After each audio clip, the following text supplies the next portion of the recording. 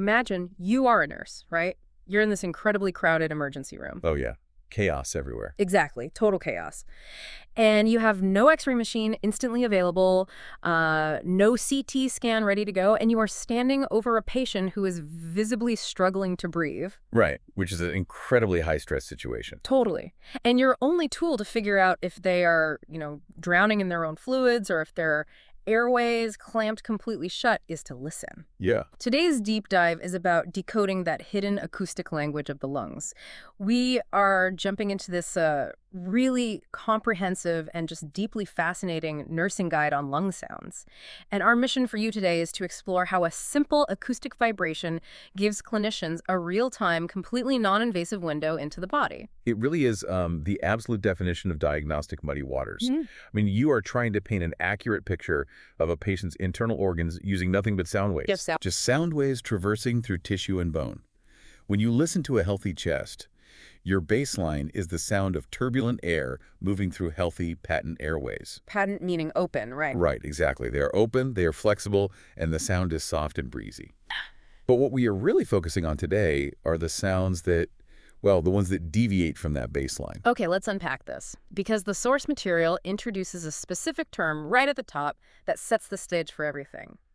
It calls these abnormal noises adventitious breath sounds. Which is such a great word. Right, it sounds like, I don't know, a grand adventure. But the Latin root actually means added or accidental.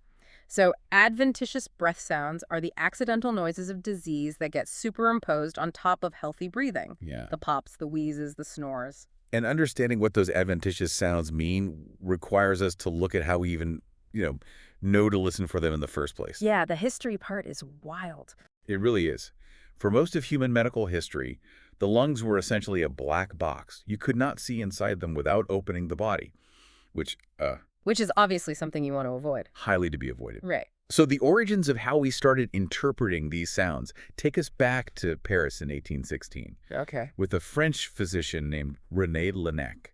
Laennec's story is so surprising to me because it stems entirely from social friction. Like, he was examining a young woman who had symptoms of heart disease, and at the time, the standard diagnostic method was called immediate auscultation, Right. which literally meant the doctor pressing his bare ear directly against the patient's chest. Yes. Immediate, as in no medium between the ear and the chest. Exactly. But given her age, her sex, and Laennec's own admitted embarrassment, he felt that pressing his face to her chest was just completely inappropriate. Yeah, he was quite a modest guy. But he desperately needed to hear her heart. So he finds himself in this difficult position and suddenly remembers a principle of acoustics he had observed children playing with at the Louvre. At the art museum. Well, the courtyard, yeah. They were scratching one end of a long wooden beam and listening at the other end. So it demonstrated how efficiently solid objects transmit sound. Oh, wow. Yeah. So relying on that memory, Laennec grabs a sheet of paper, rolls it up into a tight cylinder, places one end on her chest, and puts his ear to the other. Wait, so he accidentally invents the stethoscope just to maintain professional boundaries? That is exactly what happened. He just wanted some distance. The word itself comes from the Greek stethos for chest and scopen for examine. That's amazing. He eventually upgraded from, rolled up paper to wooden cylinders. Yeah. But the thing is, he didn't just invent the physical tool. He actually invented the entire vocabulary we use to describe what the tool hears. And he did it by building this massive data set in a pretty grim environment, right? Very grim. He worked at a hospital with a tragically high mortality rate from tuberculosis. He would listen to a living patient's chest with his new stethoscope, meticulously document the specific, nuanced sounds he heard, and then... Oh, I know where this is going. Yeah. When the patient inevitably passed away from the disease, he would perform the autopsy.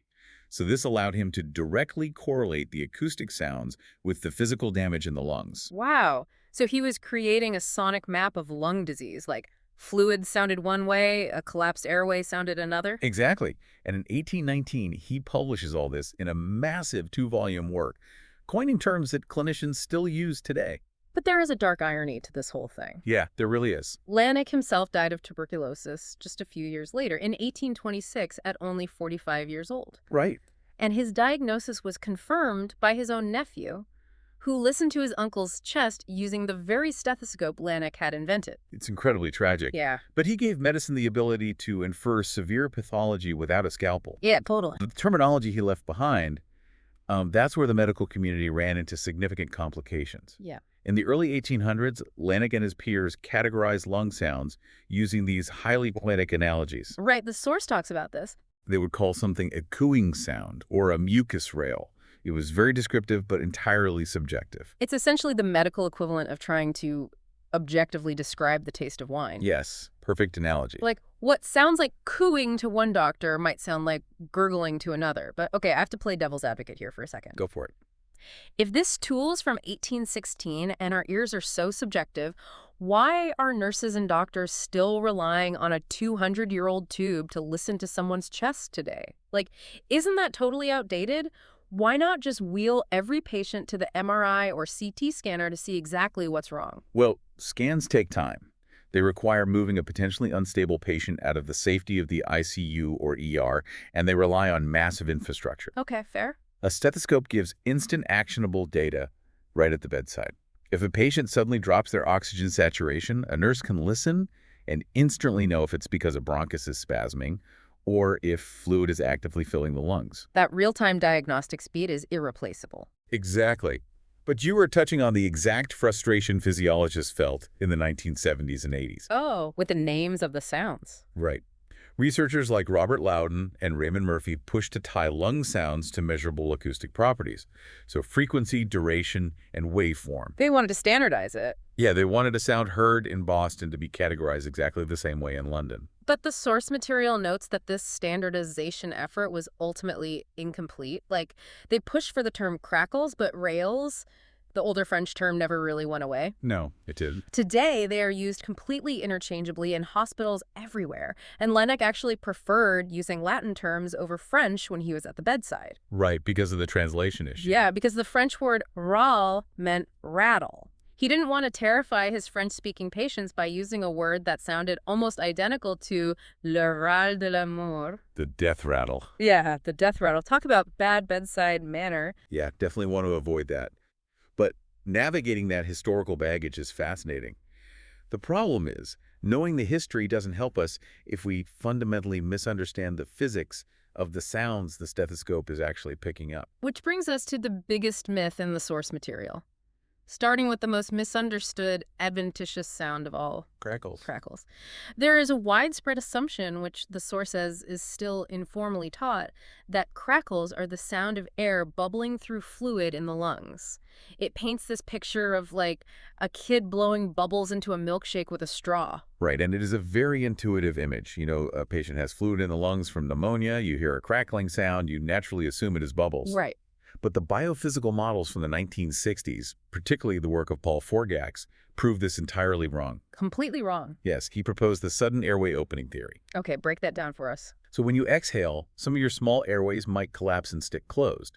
This happens because of excess fluid or a lack of surfactant. Surfactant being the stuff that keeps them open. Right, it's a slippery substance the body produces to keep our air sacs, our alveoli, from sticking together like the insides of a wet balloon. Oh, I see. Or they might stick because of fibrotic stiffening where the lung tissue gets scarred and rigid, Yeah. so they collapse. And then when you take your next breath in, pressure builds up against those stuck airways until they reach a breaking point and suddenly snap open. Precisely. So instead of blowing bubbles in a drink, the physics are actually much closer to pulling apart two sheets of wet plastic wrap that got stuck together. Yes.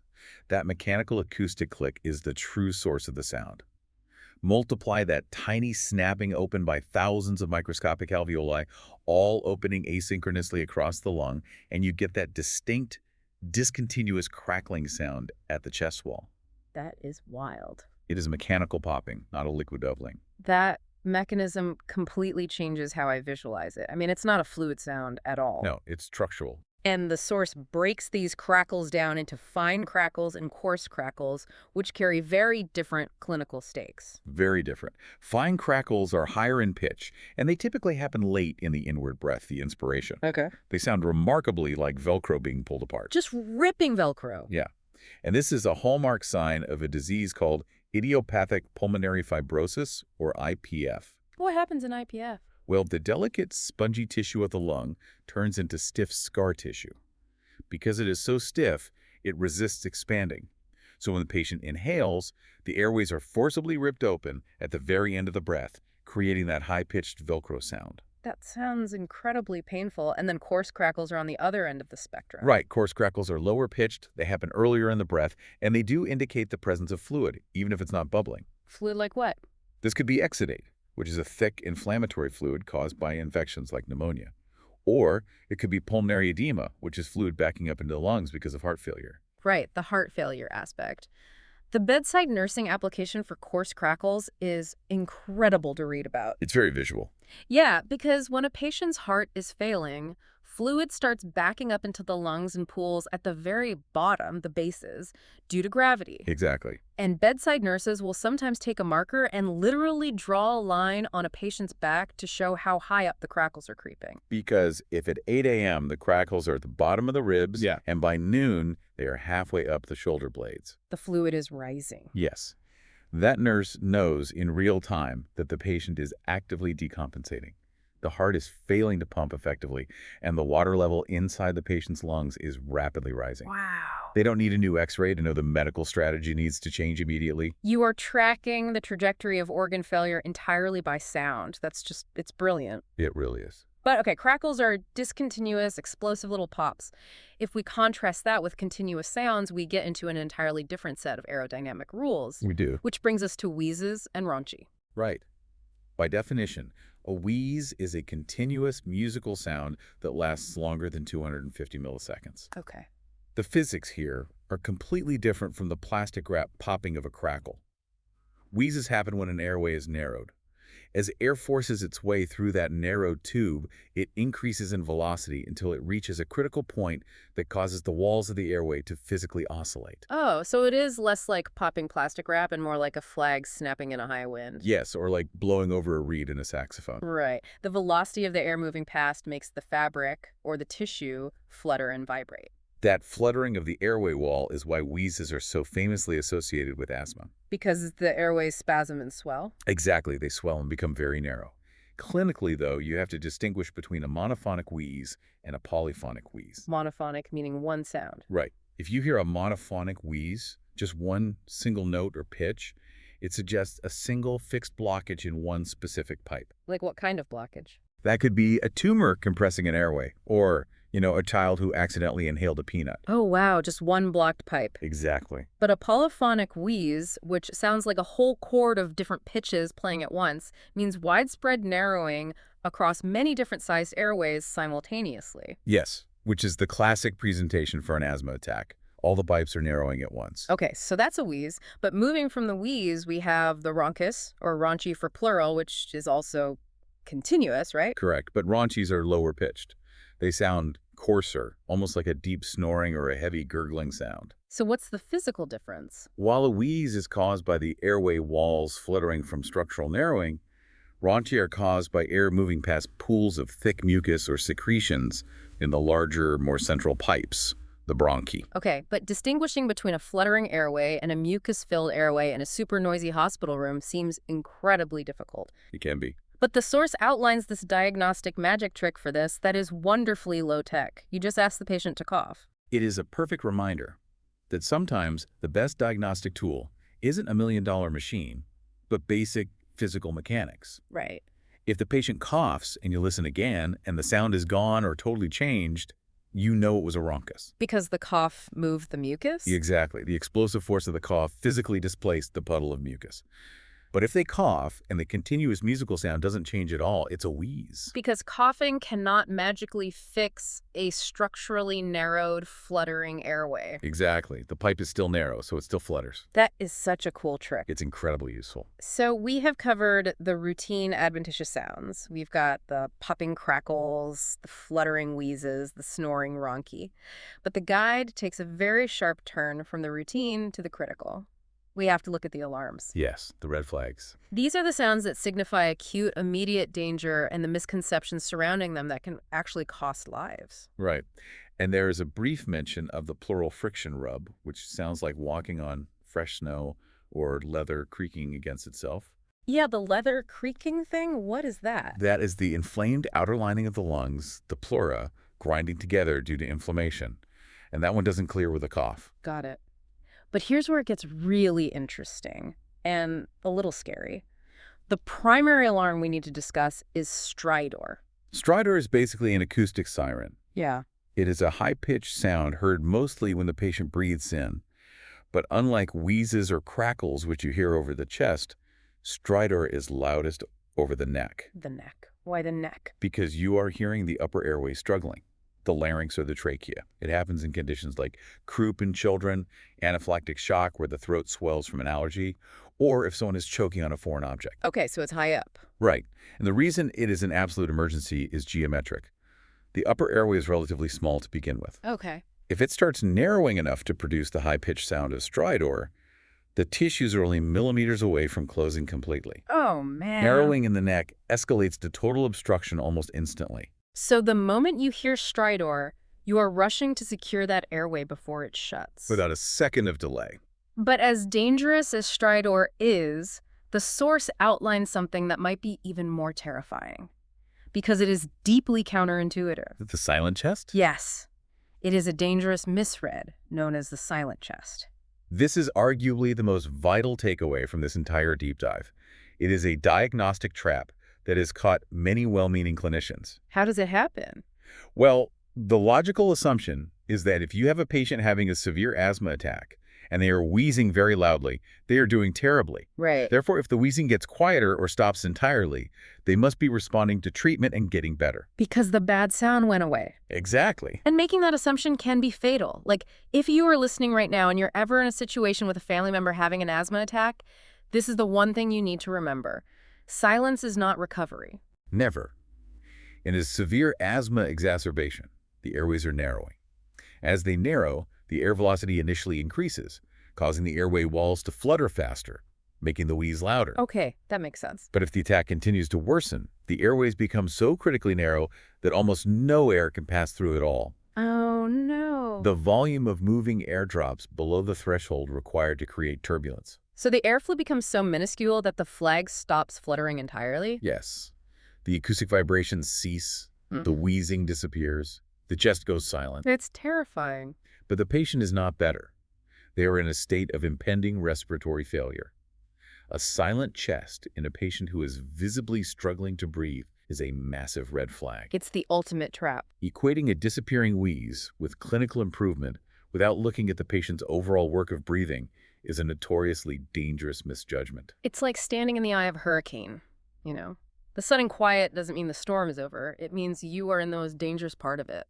That is a perfect way to put it. And on a related note, the source brings up absent breath sounds in general. Like if you put a stethoscope on a chest and hear absolutely nothing, you should never write lungs clear. No, absolutely not. Yeah. Absent breath sounds, the lung is not ventilating at all in that area. So what could cause that? Well, it could be a pneumothorax, which is when air leaks into the chest cavity and causes the lung to collapse like a deflated balloon. Oh, wow. Or it could be a massive pleural effusion, which is a huge pocket of fluid building up outside the lung, physically squishing it so it cannot expand. So the lung just gets crushed. Exactly.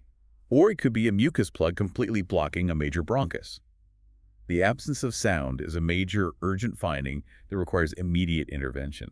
So with the stakes being this high, knowing the difference between a fluttering wheeze and a silent chest, or catching the high-pitched siren of stridor before a throat closes completely, we really have to circle back to the limitations of human biology here. Yeah, we do. Just how reliable are our ears when lives are on the line? Well, the data is a bit unsettling, to be honest. The source cites studies going all the way back to Loudon and Murphy in the 1980s, showing that experienced clinicians frequently disagree on what they're hearing. Wait, really? Yeah. You can have 3 different doctors listen to the exact same patient. The first doctor documents coarse crackles. The second doctor insists it's rhonchi. Oh, no.